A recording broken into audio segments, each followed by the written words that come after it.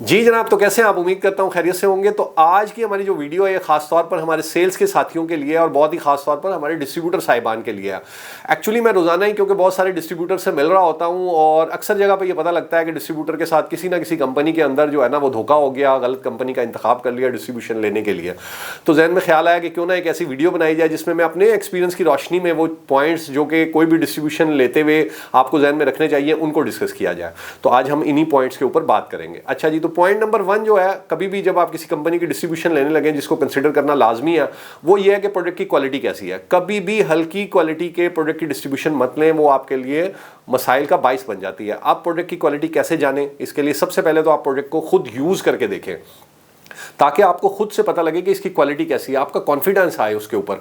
और इसके साथ साथ आप शॉपकीपर से जो है मार्केट में जाइए और जाके एटलीस्ट 10 दुकानें आप विजिट कीजिए और इस प्रोडक्ट के बारे में फीडबैक लें। अगर ये प्रोडक्ट पहले से मार्केट में मौजूद है और वो फीडबैक क्या लेना है कि भाई इसकी कोई क्वालिटी कंप्लेंट तो नहीं आती है, ग्राहक इसको पसंद करते हैं, इसमें कोई प्रॉब्लम तो नहीं है, वो सारी इंफॉर्मेशन आप जो है ना शॉपकीपर से लें। और अगर इवन ये कोई नया भी प्रोडक्ट है तो भी आप शॉपकीपर को दिखाएंगे तो उससे मिलते जुलते जो प्रोडक्ट शॉप में अवेलेबल हैं उसके बारे में आप डिटेल्स शॉपकीपर से ले लीजिए और खासतौर पे उसके क्या रेट्स हैं, आपको जो प्रोडक्ट मिल रहा है उसके क्या रेट्स हैं, कंपैरिजन बनाइए ताकि डिस्ट्रीब्यूशन लेते हुए कोई गलती ना हो जाए। अगला काम क्या करना है? अगला काम ये करना है जनाब कि आपने होलसेल मार्केट में जाना है और होलसेल मार्केट में जाके ये चेक करना है कि जिस प्रोडक्ट की आप डिस्ट्रीब्यूशन लेने लगे उसकी कट रेटिंग तो नहीं, कहीं ऐसा तो नहीं है कि जिस रेट पर आपको प्रोडक्ट मिल रहा है उसी रेट पर या उससे भी कम प्राइस के ऊपर होलसेल मार्केट के अंदर अवेलेबल हो। तो इसको भी चेक करना बहुत ज़रूरी है डिस्ट्रीब्यूशन लेने से पहले। अगली बात क्या? अगली बात यह है कि आप लाजमी जो है ना आरओआई बनाएं। आरओआई क्या होती है? रिटर्न ऑन इन्वेस्टमेंट, यानी आप कितनी इसके ऊपर इन्वेस्टमेंट करेंगे, कितनी सेल्स होंगी, आपको कितने पैसों का गोडाउन किराए पे लेना है, आपको कितनी गाड़ियां चलानी है, आपको क्या क्या खर्चे करने हैं। ये आप ज़रूर जो है ना आरओआई को बनाएं ताकि आपको एग्जैक्टली पता हो कि भाई आपने इसके ऊपर क्या क्या खर्चे करने हैं और एट द एंड आपको महीने के एंड में बचेगा क्या। आरओआई बनाने के हवाले से चैनल के ऊपर एक आरओआई की वीडियो भी पड़ी, आप उसको ज़रूर देखिएगा, वो आपके लिए मददगार साबित होगी आरओआई बनाने में। लेकिन आरओआई बनाना बहुत अहम है, आप इसको ज़रूर बनाइए और की रोशनी में फिर अपने जो खर्चे और इन्वेस्टमेंट है ना उसकी प्लानिंग कीजिए। अगली बात क्या है? अगली बात यह है कि कंपनी की जो भी पॉलिसीज आपको बताई जा रही हैं, जो भी रिप्रेजेंटेटिव आपके पास आए हैं उनकी तरफ से, तो आप कोशिश करें, कोशिश नहीं बल्कि यकीनी तौर पर वो सारी जो पॉलिसीज है ना उसको रिटर्न में आप हासिल करें। भाई डैमेज एक्सपायरी के हवाले से कंपनी की क्या पॉलिसी है, बैच फॉल्ट के हवाले से क्या पॉलिसी है, टारगेट इंसेंटिव कोई होते हैं नहीं होते हैं, डिस्ट्रीब्यूटर को मार्जिन कितने % दिया जाता है, ठीक है जनाब, उसके बाद कोई ट्रेड ऑफर्स होती हैं नहीं होती हैं, इन सारी चीज़ों के बारे में आप जो है ना ज़रूर इंफॉर्मेशन अपने पास इकट्ठी करें। डिफरेंट टाइप के जो सर्टिफिकेट्स हैं कंपनी के उनकी भी कॉपीज़ आप हासिल करें ताकि आप ये सारी चीज़ें डिस्ट्रीब्यूशन करने से पहले जब ले लेंगे ना तो बाद में कोई कन्फ्यूजन नहीं होगी। बाज़ दफ़ा ऐसा हो जाता है कि कुछ हमारे साथी गलत कमिटमेंट्स डिस्ट्रीब्यूटर्स के साथ कर लेते हैं और जब महीना एंड होता है तो पता लगता है वो चीज़ें उस तरह थी नहीं, जिसकी वजह से आपको लॉस का सामना करना पड़ता है। तो अगर आप रिटर्न में पहले चीज़ें ले लेंगे तो आपके पास एविडेंस होगा कि भाई क्या क्या चीज़ें हैं और किस तरीके से वो चीज़ें आपको लेके चलनी है। अगली बात क्या है? अगली बात यह है कि कंपनी के बारे में फीडबैक ज़रूर लें। अब फीडबैक कहाँ से मिल सकता है? फीडबैक के 2-3 जो है ना सोर्सेज हो सकते हैं। नंबर 1 सोर्स तो क्या है? आप सोशल मीडिया पे जाइए, फेसबुक पे जाइए, उस कंपनी को सर्च कीजिए, देखें कि उस कंपनी के बारे में क्या व्यूज़ आ रहे हैं, कोई अगर उसका पेज है, ग्रुप है, उसमें किस तरह की एक्टिविटीज़ चल रही हैं। आमतौर पे तो जो बड़ी कंपनियां होती हैं उसके बारे में ये बातें आपको पता ही होती हैं, लेकिन अगर आप दरमियानी और छोटी कंपनी की डिस्ट्रीब्यूशन लेने लगे हैं तो फिर तो बहुत ज़्यादा रिसर्च करने की ज़रूरत है सोशल मीडिया के ऊपर। दूसरा तरीका क्या होता है कि आप आसपास के किसी टाउन में उस कंपनी का जो डिस्ट्रीब्यूटर है उनसे उसके बारे में फीडबैक लें और वो आपको उसकी अच्छी और बुरी बातें सारी ही बता पाएंगे।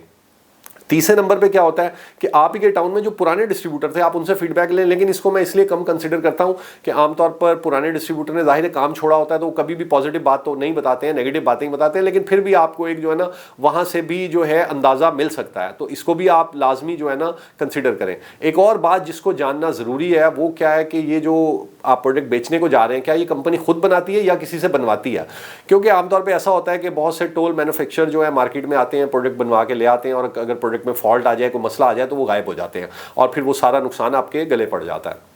उसके लिए जानना ज़रूरी है कि भाई मतलब जो है ना ये प्रोडक्ट कंपनी खुद बना रही है या किसी से बनवा रही है। अच्छा, एक और इसमें मैं बता दूं कि ऐसा नहीं है कि सारे टोल मैन्युफैक्चरर ऐसे ही हैं, बाज़ लोग इसमें भी अच्छा काम कर रहे हैं टोल मैन्युफैक्चरर, लेकिन इसको आप कंसिडर ज़रूर करें, ये आपको पता ज़रूर हो ना कि भाई आप जिससे लेने लगे हैं वो क्या अपनी मैन्युफैक्चरिंग है या किसी से बनवाते हैं। अब इसका तरीका क्या, आप प्रोडक्ट के साइट पर देखें, अगर वहाँ लिखा मैन्युफैक्चर्ड बाय तो इसका मतलब है कि जो कंपनी ने ये प्रोडक्ट बनाया है उनकी अपनी मैन्युफैक्चरिंग की जो है ना यूनिट है और उसी के ऊपर इस प्रोडक्ट को बना रहे हैं। और अगर वहाँ पे लिखा है पैक्ड एंड प्रोसेस्ड बाय तो इसका मतलब ये है कि इनका अपना मैन्युफैक्चरिंग का जो है ना इनकी अपनी फैसिलिटी नहीं है, बल्कि ये किसी ना किसी से इस प्रोडक्ट को पैक करवा रहे हैं। तो इस पॉइंट को जानने से भी आपको जो है ना जो है जानना आपके लिए ज़रूरी है। अच्छा, अगला जो पॉइंट है, अगला पॉइंट ये है कि आप ग्रोथ ट्रैक रिकॉर्ड देखें कि कंपनी के पिछले सालों में क्या कंपनी की सेल्स तेज़ी से बढ़ रही हैं, दरमियाने अंदाज में बढ़ रही हैं या बिल्कुल नहीं बढ़ रही हैं या नेगेटिव में जा रही हैं।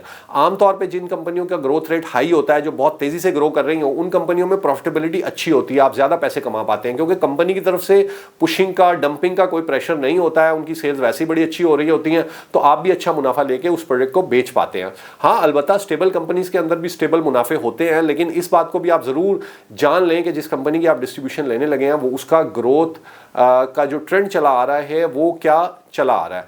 तो ये बेसिकली कुछ अहम पॉइंट थे जो मैंने आपके साथ डिस्कस किए, इनको आपने लाजमी कंसिडर करना है। और हाँ, एक और बड़ा अहम पॉइंट जिसको मैं आपसे डिस्कस करना चाहूँगा वो है एग्रीमेंट।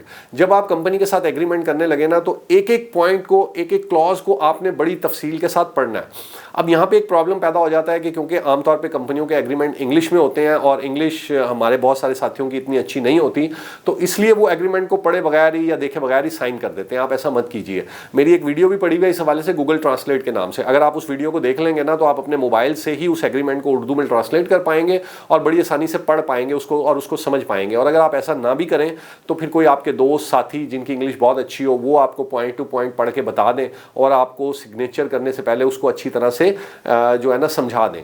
तो ये भी बहुत ज़रूरी है ताकि आपको बिल्कुल क्लैरिटी हो कि भाई आपके जो कंपनी की तरफ से क्या क्या शराइत हैं जिसके साथ आपको इस काम को लेके चलना है। तो जनाब, अगर आप इन सब बातों का ख्याल रखेंगे तो उम्मीद करता हूँ कि आपको जो कंपनी है उसमें लॉस होने की प्रोबेबिलिटी बहुत ही कम हो जाएगी। तो अगर आपको ये वीडियो अच्छी लगी हो तो ज़रूर इसको लाइक भी कीजिएगा और आगे शेयर भी कीजिएगा और चैनल को सब्सक्राइब भी ज़रूर कीजिएगा। Thank you very much. अल्लाह हाफिज़।